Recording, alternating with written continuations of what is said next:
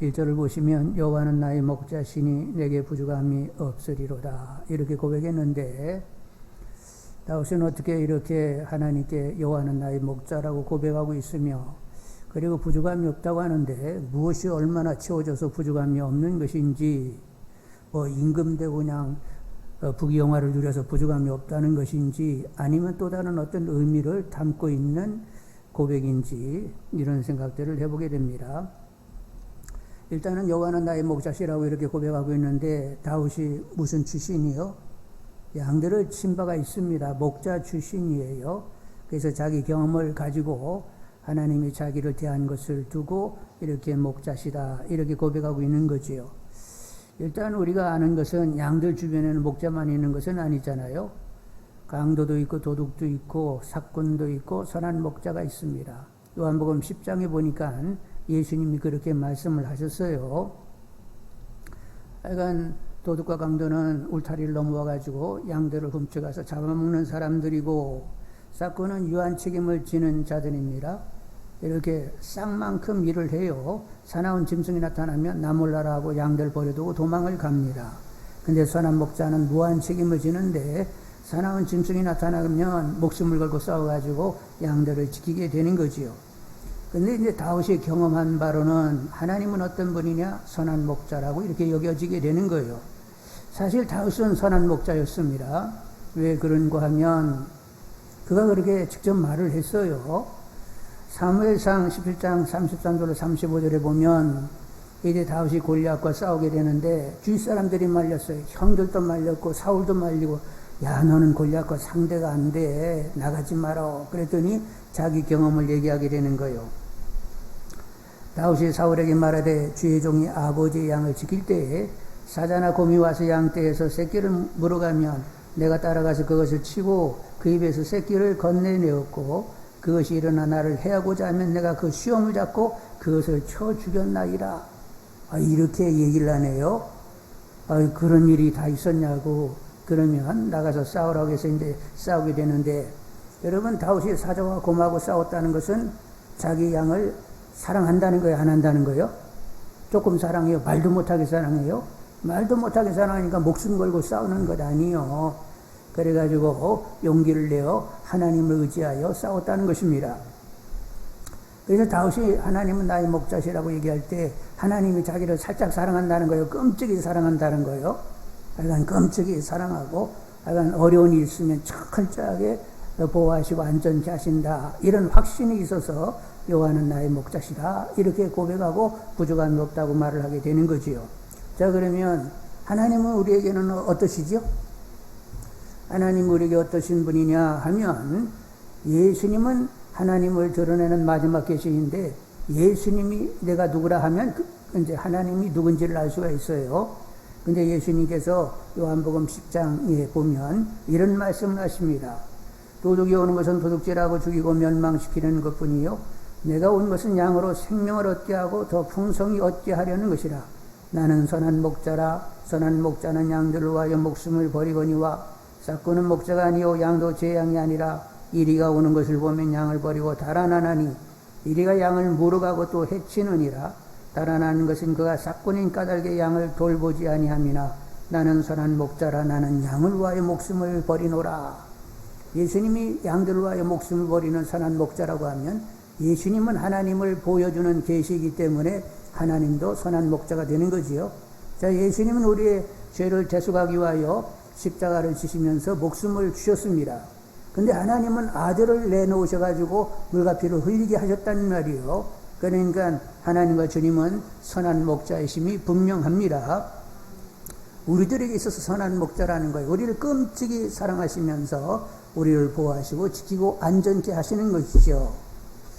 여러분, 하나님은 우리에게 정녕 부족함이 없도록 하시는 분인 줄 여러분 믿으시기를 원합니다. 사도 바울께서 이런 말씀을 하셨어요. 로마서 8장 32절에 자기 아들을 아끼지 아니하시고 우리 모든 사람을 위하여 내어주시니가 어찌 그 아들과 함께 모든 것을 우리에게 주시지 않겠느냐. 우리에게 필요하다고 하면 아들을 주신 그분께서 모든 것을 다 주신다는 거요.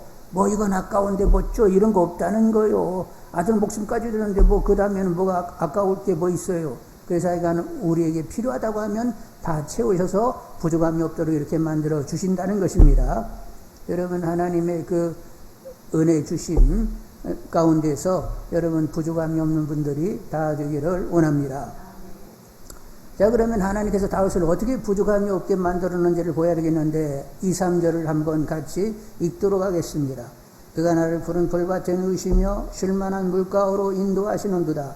내 영혼을 소생시키시고 자기 이름을 위하여 의의 길로 인도하시는도다. 여러분, 목자의 기본 일이 뭐냐면 양들을 푸른 초장으로 인도하는 거예요. 물가가 있는 곳으로 인도해가지고 꼴을 많이 먹고 그리고 생수를 마시고 그리고 엎어져가지고 되새김질하면서 쉬게 만드는 것이 목자가 가장 해야 할 기본이라는 말이요. 근데 다윗이 생각할 때 하나님은 어떤 분이냐? 말씀의 꼴을 먹고 하나님의 신을 구하게 하면서 그렇게 영혼을 소성시키는 그 일을 하나님이 하셨다는 거예요. 그래서 이렇게 고백하고 있는 거지요. 여러분, 여기 영혼이 이제 소성되게 하셨다고 하는데 영혼 소성은 뭐냐? 하나님을 기뻐하면서 바르게 반응하는 데 있습니다. 바르게 반응하는 건 뭐냐? 하나님의 주도를 따르고 하나님께 완전히 맡겨져 사는 것이지요. 여러분, 양들은 자기가 무슨 뭐 생각을 하고 자기가 뭘 하는 거 있어요? 그냥 목자에게 맡겨가지고 그냥 목자가 막 인도하면 그냥 따라다니면 되는 거죠? 맡겨져 그냥 인도받는 것이 양이란 말이요. 우리가 주님의 양이면 어떻게 돼요? 주님보다 앞서가지고 설레발치면서 주님 오세요 뭐 이랬어야 되는 거요? 주님 앞에 가시면 그냥 졸졸졸졸 따라가면 푸른 초장 쉴만한 물가가 나타나는 줄 알고 하여간 그분의 인도를 따르고 그분께 완전히 맡겨지면 되잖아요. 그래서 여러분, 하여간 목자 되신 주님께 맡겨져 삶을 살아가시는 분들이 다 되기를 원합니다. 여러분, 다들 영혼이 소성되어야 되겠는데 예수님은 영혼 소성을 이렇게 말씀하셨어요. 요한복음 10장 10절에 보면 도둑이 오는 것은 도둑질하고 죽이고 멸망시키는 것뿐이요 내가 온 것은 양으로 생명을 얻게 하고 더 풍성히 얻게 하려 함이라. 이렇게 얘기하시면서 영혼의 소성을 생명을 얻는 것, 생명이 풍성케 되는 것이라고 이렇게 말씀하고 있단 말이요. 여러분, 생명을 얻고 풍성해지는 것은 하나님과 연합되는 데 있습니다. 근데 생명이 멸망했다, 죽었다 하는 것은 하나님과 단절이 있습니다. 그래서 예수님이 하시는 일은 우리가 성삼위 하나님과 연합되어져, 주님과 연합하면 성삼위 하나님과 연합되는 거죠. 그래서 성삼위 하나님으로 이렇게 살게 하시면서 바로 그것을 생명의 풍성이라고 말씀하시는 거예요. 여러분, 주님으로, 하나님으로, 성령님으로 여러분 사시는 분들이 다 되기를 원합니다. 사도 바울은 이런 사정을 잘 통찰하면서 어떻게 얘기하느냐, 이런 말씀을 하셨어요. 익숙한 말씀인데 로마서 8장 13절로 14절에 너희가 육신대로 살면 반드시 죽을 것이로되 영으로서 몸의 행실을 죽이면 살리니 우리를 하나님의 영으로 인도함을 받는 사람은 곧 하나님의 아들이라. 이렇게 성령의 인도를 받는 것은 어떤 상태를 만들려고 하느냐. 갈라디아서 2장 20절인데 내가 그리스도와 함께 십자가에 못 박혀나니 그런즉 이제는 내가 사는 것이 아니요 오직 내 안에 그리스도께서 사시는 것이라. 이제 내가 육체 가운데 사는 것은 나를 사랑하사 나를 위하여 자기 자신을 버리신 하나님 아들을 믿는 믿음으로 사는 것이라. 그래서 이제 주님께서 성령으로 우리로 살게 하는데 결국 누구로 살게 한다? 나로 살지 않고 주님으로 살게 하신다는 거예요. 바로 이것이 주님으로 산다는 것이 이게 생명을 얻은 것이고 풍성케 되는 거지요. 여러분, 주님께서 물과 피를 왜 흘리셨대요? 주님으로 살게 하시려고. 하나님이 우리를 택하시고 신령한 복을 다 주시는데 왜 그렇대요? 거룩하고 흠이 없는 아들의 형상을 담는 자녀가 되게 하려고, 우리들의 믿음의 분량이 예수 그리스도의 분량이 되게 하시려고 예수님 죽고 하나님의 신령한 복을 다 동원하시면서 그렇게 애를 쓰시는 거요. 그러면 하나님이 목표하는, 주님이 목표하는 것을 내 신앙의 목표로 삼고 하나님이 그렇게 수고하고 막 열을 내시면 아유 저도 할 수 없네요 그러면서 그러니까 주님을 모시고 주님으로 살아 주님이 드러나는 삶을 살고자 하는 분들이 다 되셔야 되겠죠. 주님 모시고 주님과 같은 마음 같은 뜻, 주님이 말하게 하심 따라 말하고 주님이 행하게 하심 따라 행하는 주님을 드러내는 정말로 생명을 드러내는 이런 삶을 살아야 된단 말이요. 하나님과 주님 그렇게 역사하시니까 그렇게 살아야 되겠다 하면서 계속 연합을 묵상해낼 수 있는 분들이 되기를 원합니다. 예수님이 십자가에 달리기 그 일주일 동안 내내 제자들에게 말씀하시는 것은 연합이었습니다. 하나님은 농부고 나는 포도나무 줄기인데 너희들이 깨끗이 붙어 있으면 많은 열매를 맺기래. 하나님은 농부여서 그렇게 되도록 열심히 하시는 거야. 내가 너희들에게 말하는데 내가 가면 영원히 가는 것 아니고 보혜사 성령과 다시 올 터인데 그때는 내가 너희 안에 너희는 내 안에 있는 거야. 이렇게 연합으로 살아야 돼. 그리고 주님이 기도할 때 뭐라고 했어요? 아버지와 제가 하나인 것처럼 저들도 우리 안에서 하나이기를 원하나이다 하면서 집중적으로 연합에 대해서 말씀하셨는데, 여러분 연합에 대해서 묵상이 되어지는 분들이 되기를 원합니다. 예수님도 임의로 살지 않고 하나님으로 살아 하나님을 나타내 보이는, 나를 본 것은 아버지를 본 것이다. 아버지와 나는 하나이다. 이렇게 감히 말씀하셨는데 우리도 그런 수준으로 가야 된다는 말이요. 예수 그리스도의 분량까지 가야 된다는 말이요. 그래서 여러분 늘 그렇게 기도하시는 분들이 되기를 원합니다. 주님이 내 안에 생생한 실제이기를 원한다고 기도하고 계속 기도하는 분들이 되기를 원합니다. 자, 이제 성삼위 하나님이 내 안에 오셔가지고 하나님으로 주님으로 성령으로 이렇게 살게 되는데 결국 성삼위 하나님이 내 안에 계심을 보여야 된단 말이요. 자, 그래서 3절을 다시 한번 읽겠습니다. 3절. 내 영혼을 수성시키시고 자기의 이름을 위하여 의의 길로 인도하시는도다. 하나님 목자가 되셔가지고 다윗의 영혼을 수성시켰는데 그래서 의의 길을 가게 하시는데 결국 의의 길을 간다는 것은 하나님과 바른 관계에 있어서 누구 이름을 위하여? 하나님의 이름을 위하여 하나님을 나타내는 삶을 살도록 그렇게 자기를 다루었다는 거예요. 여러분 우리도 이제는 그렇게 하나님을 주님을 성령님을 나타내 보이는 분들이 다 되시기를 원합니다. 다윗은 하나님을 드러낸 삶을 살았어요. 그러니까 하나님을 드러내려고 하면 의로워야 됩니다. 불의하면 하나님 무슨 하나님을 드러내 우상을 섬기고 하나님을 거스르게 되면 주인 나라로부터 매를 삼아가지고 두들겨 맞게 하고 끌려가게 하고 그냥 포로가 되게 하고 그냥 억압받는 가운데 영 못 살게 만드는 이런 일들이 있단 말이요. 의를 가져야만 하나님이 함께 하셔서 하나님이 드러나게 된다는 말이죠. 그래서 다윗을 그렇게 다루었다는 거예요. 그래서 어떻게 됐지요? 다윗 때 하나님의 성전을 다윗이 지었고 그리고 늘 하나님 앞에 바르게 살고자 하는 가운데 전쟁을 하면 다 승승장구하게 되었습니다. 그래서 주변 나라를 다 제압하고 조공을 바치게 하면서 하나님의 위대하심을 보이게 되었던 거지요. 구약의 싸움은 신들의 전쟁입니다. 저마다 민족 간에 다 섬기는 신들이 있어요. 그래서 이렇게 싸우러 가면 누구를 의지하면서 싸운다? 그들은 다들 자기 신을 의지하면서 싸우는 것 아니요. 그래서 한쪽이 패하면 누구한테 패한 거요? 상대 신에게 패한 꼴이 되는 거예요. 그래서 다윗이 그 주변을 다 제압했으면 누가 그렇게 이기게 하신 거예요? 하나님이 이기게 하신 거예요. 그래서 하나님의 위대하심을 다윗은 그렇게 드러낼 수 있게 되었단 말이요. 하나님은 계속 다윗에게 의를 요구하고 의를 그에게 만들어내시면서 전쟁에 이기게 하시는 가운데 하나님을 드러내시게 되었단 말이죠. 하나님은 그런 분입니다. 모세와 여호수아 너희들 하나님 말씀을 잘 청종해야 돼. 옆에다 늘 그 책을 놓고 묵상하면서 지켜 행해. 그러면 나머지는 내가 다 형통케 한다. 그래서 모세와 여호수아는 애굽으로부터 떠나오게 하고 그리고 가나안을 차지하는 가운데 그 주변 나라에 애굽뿐만 아니라 많은 가나안 그 거민들에게 하나님의 위대하심을 드러내게 되었단 말이죠. 그런데 신약에 와서도 마찬가지 베드로라든가 바울이라든가 스데반이라든가 빌립이라든가 사도 집사들 다 의롭게 만드시고 그들을 통하여 놀라운 구원 역사를 이루시는 가운데 하나님의 실제 살아계심을 그들이 보이면서 삶을 살게 되었단 말이죠.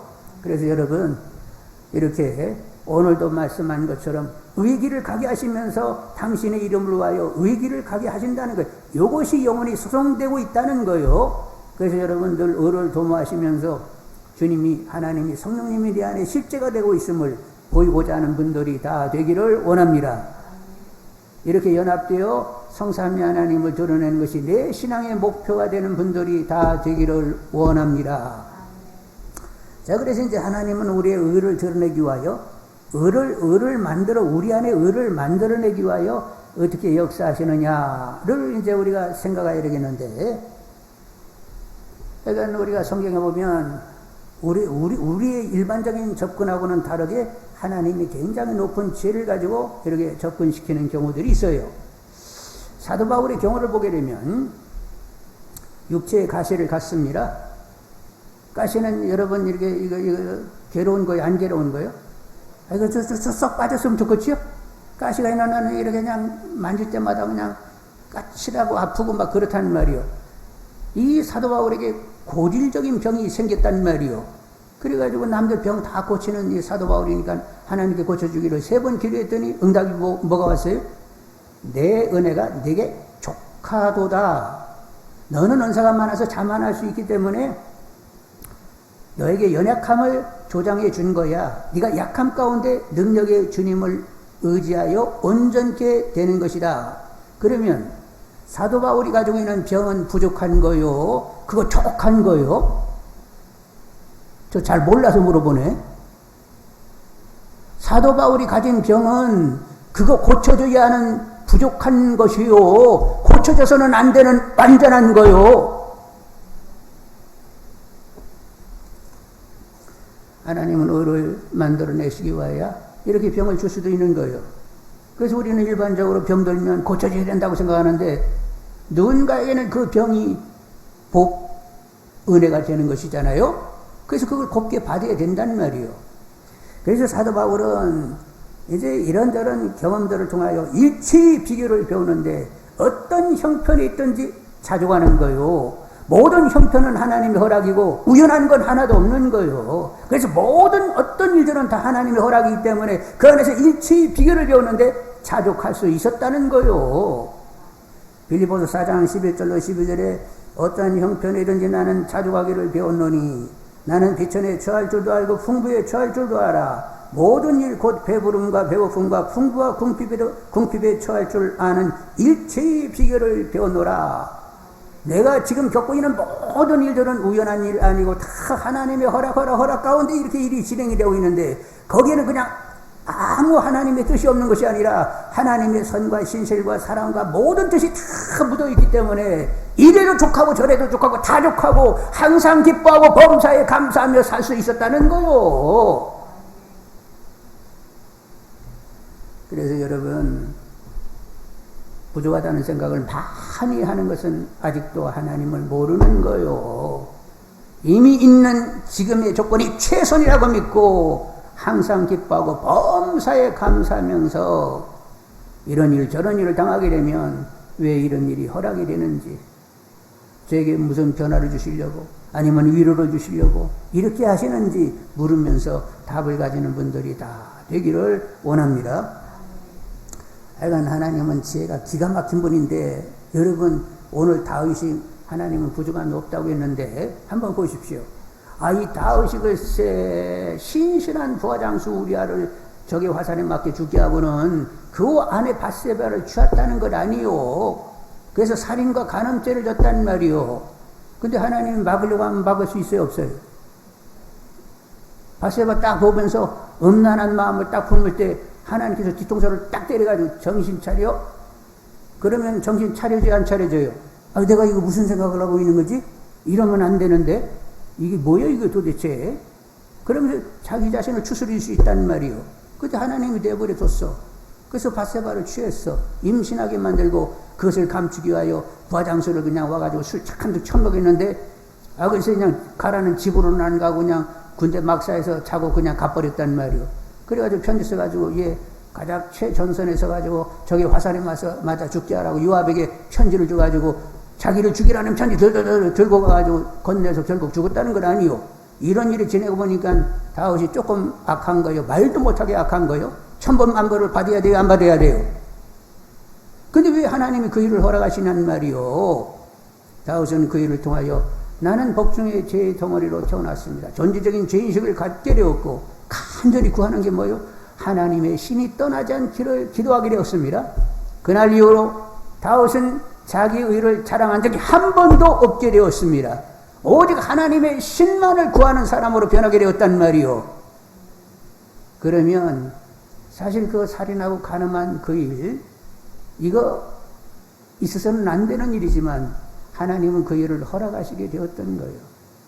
존재적인 죄인인 것을 깨닫고 하나님의 신만 의지하는 사람이 되게 하기 위하여 그렇게 다윗을 다뤄가게 된 것이지요. 다윗은 한편 하나님께 회개했지만 그 일을 통하여 죄인식을 깨닫고 하나님의 신을 찾게 된 나로 변하게 하신 하나님을 또 족하게 생각한 줄 압니다. 그러니까 이런 일 저런 일을 다 당해도 거기는 이유가 다 있는 거예요. 그래서 하나님 왜 이런 일을 허락하시냐고 계속 묻는 분들이 되시길 바라고 하나님 앞에 의를 드러내는 분들이 되기를 원합니다. 그럼 하나님께 쓰임을 받게 되어 있단 말이요. 하나님을 나타내 보이는 신앙이 된단 말이요. 의에 줄이고 목마른 자는 복이 있습니다. 그가 의로 배부르게 된다고 했습니다. 주님은 먼저 그의 나라와 의를 구하라고 했습니다. 그러니까 먼저 하나님 앞에 의롭기를, 하나님과 바른 관계에서 친밀하기를, 하나님이 생생한 실제 되기를, 하나님의 살아계심을 볼 수 있는 믿음이 되기를 기도하고 기도하시는 분들이 다 되기를 원합니다. 그러니까 모든 환경은 하나님이 내게 허락하시는 늘 최선이요, 항상 최선이요. 인간 마당에서 이렇게 판단해가지고 뭐 부족이고 어쩌고 얘기할 것 없고 다 이유 있고 하나님의 뜻이 있고 하나님의 섭리적인 경영인 줄 알고 범사에 감사하실 수 있는 분들이 다 되기를 원합니다. 자, 4, 5절을 읽습니다. 4, 5절. 내가 사망의 엄침한 골짜기로 다닐지라도 해를 두려워하지 않을 것은 주께서 나와 함께 하심이라. 주의 지팡이와 막대기가 나를 안위하시나이다. 주께서 내 원수의 목전에서 내게 상을 차려주시고 기름을 내 머리에 부으셨으니 내 잔이 넘치나이다. 이제 양이 이제 푸른 초장 쉴만한 물가로 나가려고 하다 보면 사망의 음침한 골짜기를 지날 수도 있어요. 그래서 막 나머진 데가 있어가지고 실족하면 굴러 떨어져 죽습니다. 그리고 사나운 짐승이 나타나기도 합니다. 그래서 이 목자는 이렇게 지팡이가 있는데 지팡이 위에가 이렇게 목을 걸 수 있는 이런 지팡이죠. 그래서 이렇게 나눠진 곳에 있으면 양의 목을 걸어가지고 잡아 당기게 된단 말이요. 그리고 막대를 가지는데 단단하고 휘두르기 좋은, 이렇게 충격을 제대로 줄 수 있는 이런 막대기를 가지고 다닌단 말이에요. 그래서 사나운 짐승이 나타나게 되면 싸워야 되는 거지요. 그래서 양들을 지키게 되는데 다윗이 그런 일을 했었어요. 그래가지고 하나님이 자기 삶에 그렇게 하셨다는 것을 지금 고백하고 있는 거지요. 자, 다윗이 얼마나 권고한 삶을 살았는지. 사울에게 쫓기기를 몇 년 쫓겼다고? 10년. 그런데 그 동네가 굉장히 넓어서 막 그냥 이리저리 도망 다닐 수 있었다. 경상남북도 정도 크기인데 그 정도에서 막 10년간 그냥 도망 다녔다. 밥이 도망 다녔지요? 어디가 있으면 벌써 첩보가 딱 들어가지고 막 쫓아온단 말이에요. 그러면 또 옆으로 도망가고 다행히 이제 그 동네는 석회암이어서 이렇게 빗물에 녹아서 땅속에는 많은 굴들이 있어서 숨을 곳은 있었어요. 그래가지고 막 이리저리 도망 다녔는데 그래도 그렇지 그 넓지 않은 땅덩어리에서 막 10년간 도망 다녔다고 하면 이거 보통 일이 아닌 거예요. 그리고 나중에는 글쎄 아들놈 압살롬에게 또 이렇게 쫓겨가지고 도망 다니는 이런 신세가 있게 됐네. 그런데 그런 사망의 음침한 하골 골짜기를 지날 때 누가 함께 하셨다고? 하나님이 함께 하시고 피난처가 되시고 안전케 해 주시게 되었던 거지요. 여러분, 하나님은 졸지도 않고 주무시지도 않고 자기 사람들을 지키시는 분입니다. 불꽃 같은 눈동자 안에 우리를 딱 담아놓고는 언제나 우리를 쳐다보시면서 지키시는 분이란 말이요. 시편 121편에 내가 산을 향하여 눈을 들리라. 나의 도움이 어디서 올까? 나의 도움은 천지를 지으신 여호와께서로다. 여호와께서 너를 실족하지 아니하게 하시며 너를 지키시는 이가 졸지 아니하시리로다.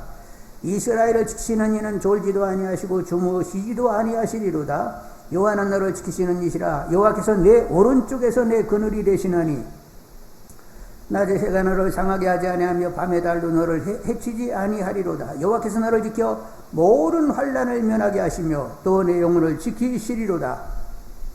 여호와께서 너의 출입을 지금부터 영원까지 지키시리로다.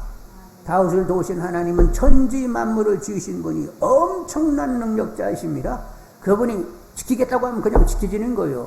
그래서 하나님이 늘 다윗을 이렇게 지키게 되었던 거지요. 자, 목자의 그 의로움과 신실함은 어디에 있어요? 어려운 때에 양들을 이렇게 잘 지켜내는 것이 목자의 할 일이지요. 그렇게 해야만 그 목자가 의롭고 신실한 것입니다. 하나님은 그런데 의롭고 신실하신 분이요. 그래서 우리들을 항상 선과 신실로 지켜내시는 줄 압니다. 사도 바울도 굉장히 어려운 일들을 많이 당하게 되는데 그는 어떻게 극복을 했는가 이렇게 고백하고 있습니다. 로마서 8장 35절로 39절에 누가 우리를 그리스도의 사랑에서 끊으리요 환난이나 곤고나 박해나 기근이나 적신이나 위험이나 칼이랴 기록된 바 우리가 종일 주를 위하여 죽임을 당하게 되며 도살당할 양같이 여김을 바랐나이다 함과 같으니라. 그러나 이 모든 일에 우리를 사랑하시는 이로 말미암아 우리가 넉넉히 이기느니라. 내가 확신하노니 사망이나 생명이나 전사들이나 권세자리나 현재리나 장래일이나 능력이나 높음이나 깊음이나 다른 어떤 피조물이라도 우리를 우리 주 그리스도 예수 안에 있는 하나님의 사랑에서 끊을 수 없으리라. 하나님의 사랑이 성령으로 말미암아 우리에게 부어지고 있다고 합니다. 막 끊으려고 해도 끊을 수가 없는 거예요. 그렇게 사랑이 확 부어지고 있기 때문에 모든 여러 가지 환난과 시련, 정말로 죽음을 직면한 이런 어려운 상황에서도 다 극복하고 이길 수 있게 되었다는 거지요. 하나님이 그렇게 사도 바울을 지켜내셨단 말이요. 그런데 그 하나님이 우리의 아버지가 되셨으니까 어떻게 하시겠어요? 아버지의 그 선과 신실과 사랑이 우리를 계속 보호하고 지키고 안전케 하시는 줄 압니다. 평강케 하시는 줄 압니다. 그래서 하나님이 나를 늘 품고 지키고 있다는 사실을 확신하는 분들이 되기를 원합니다. 여러분 그림을 그리셔야 되는데 말씀 가지고 늘 그림을 그리셔야 돼요. 어떤 그림이냐? 우리는 하나님의 품에 안겨 산다는 사실을 그림 그릴 줄 알기를 원합니다. 이사야 46장 3절 5절에 야곱의 집이여 이스라엘 집에 남은 모든 자여 내게 들을지어다. 배에서 태어남으로부터 내게 안겼고 태에서 남으로부터 내게 업힌 너희여 너희가 노년에 이르기까지 내가 그리하겠고 백발이 되기까지 내가 너희를 품을 것이라. 내가 지었은즉 내가 업을 것이요 내가 품고 구하여 내리라. 너희가 나를 누구에게 비기며 누구와 짝하며 누구와 비교하여 서로 같다 하겠느냐. 하나님 우리가 어머니 뱃속에서 딱 태어나면서 딱 품으셨다는 거예요. 노년에 이를 때까지 계속 품고 사신다는 거예요. 이런 신이 어디 있느냐 이거요. 누구랑 비교해가지고 그런 신 찾아내 보라는 거예요. 여러분 성경 말씀을 늘 묵상하면서 하나님 나를 막 품고 사신다고? 아유 그러면 하나님 가슴팍이 좀 따끈따끈하게 좀 느끼게 좀 해주세요 하고 기도할 줄 아는 분들이 되기를 원합니다. 그리고 예수님 또 이런 말씀을 하셨는데 요한복음 10장 28절 29절에 내가 그들에게 영생을 주느니 영원히 멸망하지 아니할 것이요 또 그들을 내 손에서 빼앗을 자가 없느니라. 그들을 주신 내 아버지는 만물보다 크심에 아무도 아버지 손에서 빼앗을 수 없느니라. 우리는 누구 손에 있다고? 하나님 손바닥에, 주님의 손바닥에 있어가지고 날마다 우리를 쳐다보면서 우리를 지키신다는 거요. 우리는 영생을 가졌습니다. 하나님과 영원히 삶을 삽니다. 오늘도 살고 내일도 살고 모레도 살고 내내 하나님으로 사는데 어디서 살아? 하나님 손바닥에서 산다는 거요. 하나님의 시선 앞에서 산다는 거요. 그러니 하나님은 우리를 애지중지하면서 계속 우리를 보호하시고 지키신단 말이요. 그래서 우리의 영생, 하나님과 영원히 삶을 사는, 지금도 살고 있지만 내일도 살고 있는 이런 삶을 누구도 빼앗아갈 수 없다는 거예요. 여러분 말도 못하게 좋으시다는 거지?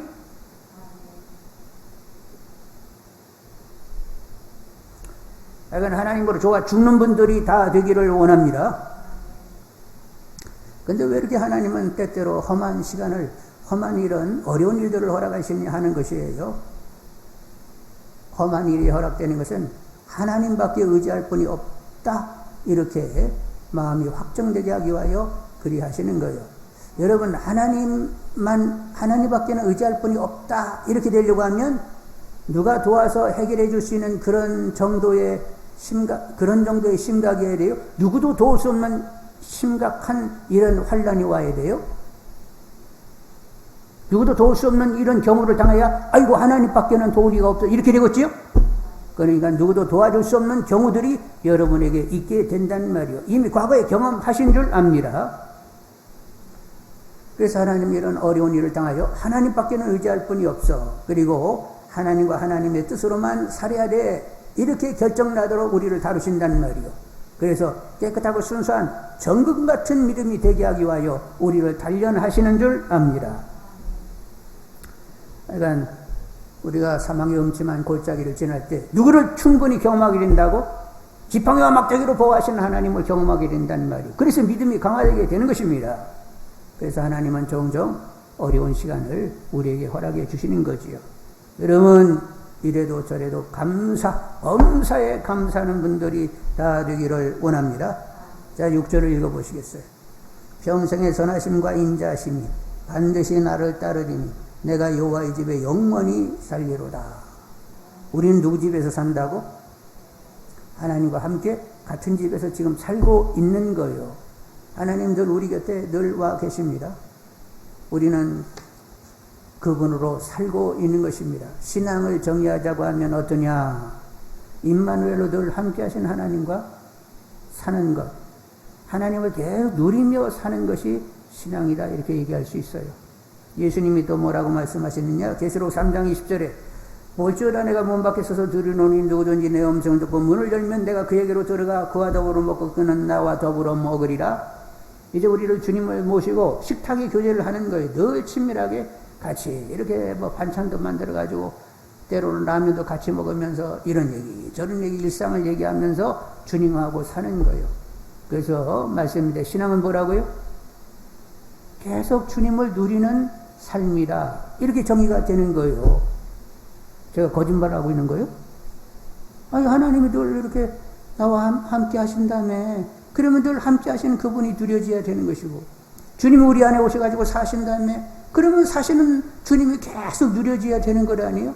신앙은 그냥 하루 종일 하나님과 주님을 누리는 것이다. 이렇게 정의가 되는 분들이 다 되기를 원합니다.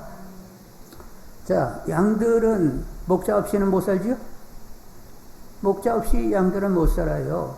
목자는 양에게 있어서 필요 충분 절대 조건이 되는 것입니다. 그래서 양의 삶은 뭐냐? 자기 목자를 내내 누리는 삶을 사는 것이 양의 삶이요. 그럼 우리가 주님의 양이면 내내 주님을 누리면서 살아야 되는 것입니다. 주님이 이렇게 말씀하셨네. 요한복음 10장에 나오는 말인데 나는 내 양을 알고 내 양은 나를 안다 이렇게 얘기하셨어요. 왜? 늘 이렇게 같이 붙어 사니까 알 수밖에. 그래서 우리 늘 기도할 때 주님은 나에게 생생한 실제이셔야 합니다. 호흡에 날리는 이름이 되어서는 안 돼요. 영접하면 주님이 내 안에 오셔서 사신다고 했습니다. 그러면 주님과 내가 함께 살고 있다. 주님은 내 안에 실제가 되고 있다. 이렇게 확연해져야지. 어쩌다 한번 주님이 짠 나타나가지고 나의 학원에 사라지고 이건 신앙도 아니잖아요. 성경이 말하는 그 신앙이 아니잖아요. 그러니까 계속적으로 주님이 누려지는 주님이 생생한 실제가 되는 그런 삶을 살기를 원한다고. 주님이 내 안에 사심이 주위 사람들이 볼 정도의 믿음이 되기를 원한다고. 그렇게 기도할 수 있는 분들이 되기를 원합니다. 그런데 그 기도도 누가 허락하시는 거라고? 성령이 입에 담아 주시기 전까지는 그 기도가 나가지 않는 거예요. 그런데 그것이 간절함으로 기도가 되어진다. 그것도 은혜가 되는 거죠. 그러니까 기도하시면서도 마음이 주님께로 다 쏠려가는 나를 보시는 분들이 다 되기를 원합니다. 다윗 만만한 삶을 산 사람이 아니요. 다윗이 뭐 임금이고 뭐 전쟁에서 이겼다고 하니까 괜찮은 것 같지만 얘기한 대로 10년 도망자의 삶을 살았고 부하장수를 죽이고 또 그 아내를 취하기도 하고, 그리고 그냥 아들놈에게 또 쫓겨가지고 도망 다니기도 하고, 그의 삶도 그렇게 만만하지는 않았어요. 그러나 하나님은 영혼을 소송시키면서 의의 길을 가게 하시고 하나님의 이름을 드러낼 수 있는 그런 삶이 되도록 그의 삶을 계속 다루셨던 것입니다. 그의 평생에 하나님의 그 인자와 성실이 그의 삶에 다 완연하게 묻어났던 거예요. 그래서 뭐가 세상적으로 뭐를 다 갖추어서 이 다윗이 부족함이 없다고 얘기하는 것이 아니라 하나님 앞에 의를 드러내며 하나님이 함께 하심을 보일 수 있게 돼서 그래서 정령 부족함이 없다고 고백하고 있는 것입니다. 여러분, 사도 바울도 어떻다고요? 나 일체의 비결을 배웠는데 어떤 형편에 있든지 자족하기를 배웠다. 능력 주시는 자 안에서 모든 일을 할 수 있다. 하나님이 전부인 삶을 깨끗이 삶을 살았단 말이요. 그리고 놀라운 구원 역사를 보이면서 하나님과 주님이 실제하심을 보이는 삶을 살았단 말이지요. 우리도 다윗처럼 바울처럼 여호와는 나의 목자시니 나 부족함이 없다. 주님은 나의 모든 것 되시니까 나는 일체 자족하며 나는 살게 되었다. 이렇게 고백할 수 있는 분들이 다 되기를 원합니다. 묻습니다. 여러분의 지금까지 살아온 날들 우연하게 아무 생각도 없이 하나님이 그렇게 살게 했어요? 여러분이 인정하든 인정하지 않든 모든 날들은 다 하나님의 허락이었고 거기에는 하나님의 뜻이 계속적으로 담아져 있었던 거지요. 내가 몰라서 그렇지 하나님은 계속 하나님의 뜻을 담으면서 우리를 다뤄오신 것입니다. 그러니 삶 전체를 두고 여러분 감사할 줄 아는 분들이 되기를 원합니다. 항상 기뻐하고 범사에 감사하는 것이 예수 그리스도 안에서 우리를 향하신 하나님의 뜻이라고 했습니다. 이 뜻을 받는 분들이 다 되기를 원합니다. 하나님은 저에게 항상 최선이었습니다. 물론 여러분이 원하든 원치 않든 때때로는 참 잘못 선택해가지고 괴로움당하고 어려움당하는 그런 일이 있지만 그것도 하나님의 허락이었던 거예요. 그러니까 그렇게 오늘날까지 하나님 은혜로 살았다는 사실을 분명히 하면서 앞으로도 하나님의 은혜로 사실 것을 확신하는 분들이 되기를 원합니다.